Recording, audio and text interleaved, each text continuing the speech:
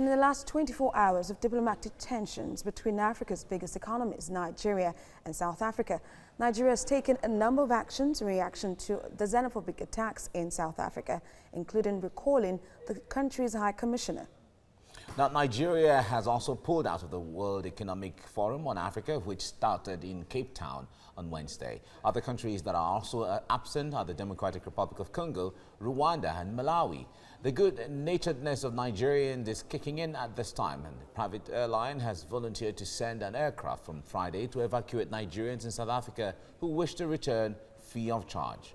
And you may inform any relative you have who may want to take advantage of this.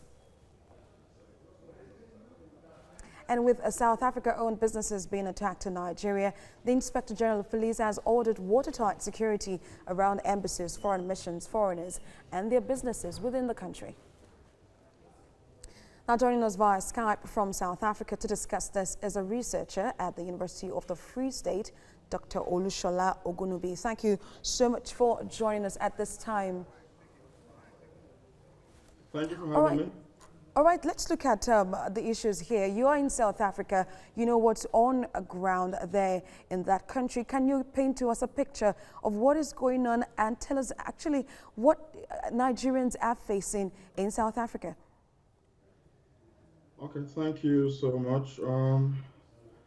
First, I should start by saying that the current xenophobic occurrence in South Africa is limited to one of 9 provinces in South Africa, and that I specifically refer to the Gauteng province.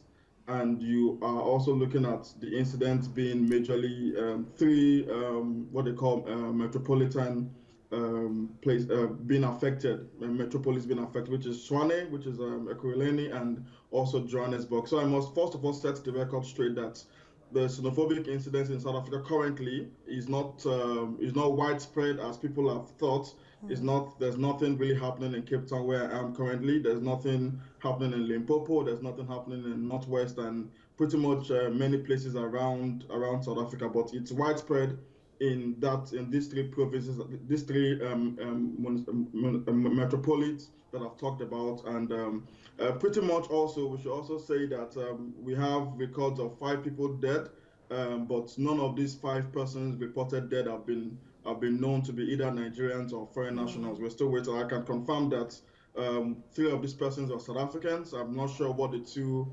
nationalities of those 2 remaining persons are, but I think there's also pretty much many things flying around that may not necessarily be related to the current xenophobic occurrence, and people have to be careful about the role social media is playing currently in whipping up sentiments about this incident. I think by and large we can say that Nigerians have been the tension has bottled up over the years, and it's more like a reaction to the accumulated tension that we've had with respect to the killings of Nigerians that are not necessarily often related to xenophobia. Some of them are just police brutality or police extrajudicial killings. And but what we have today, right now, as we speak, it's sporadic looting and shopping, which have, of course, have xenophobic undertones.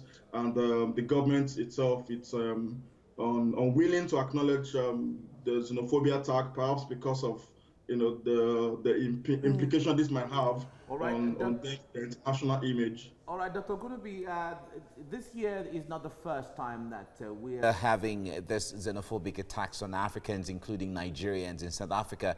Now, Nigerians have been calling on their government to act and to be very decisive. Now, government has decided to act in that regard now by making the move to recall the Nigerian High Commissioner to South Africa, as well as boycotting the World Economic Forum there, amongst other measures. Would you say, from what your analysis is on ground, would you say this is going too far?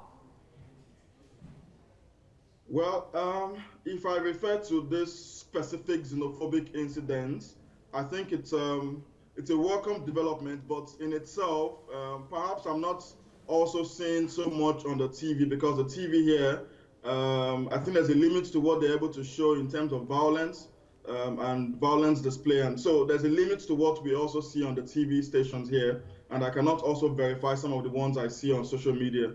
But by and large, I think diplomatic interventions that have been that have been carried out today, currently in the past few days, it's a step in the right direction, but we need to go more than that and institute instruments or structures that enables both countries to tolerate or to build trust among each other beyond just because it's very unlikely that this will be the last of xenophobic occurrence that we would have in South Africa. So we need to understand what are the push-pull factors and the remote causes of xenophobia and be able to address this or nip this in the bud before it happens through early intervention or early warning mechanisms that enables both governments to respond effectively to xenophobic dimensions or occurrences. It may not necessarily be violent. I've said before that xenophobia in itself, there are several dimensions to xenophobia, and one of those dimensions that we often see, is the one that is associated with violence or crime. Some professionals very much face some institutional or occupational xenophobia that is not very much in the face of everyone that perhaps scholars also need to research further about. Dr. Olushola Ogunubi, thank you so much for your time and your perspective on this.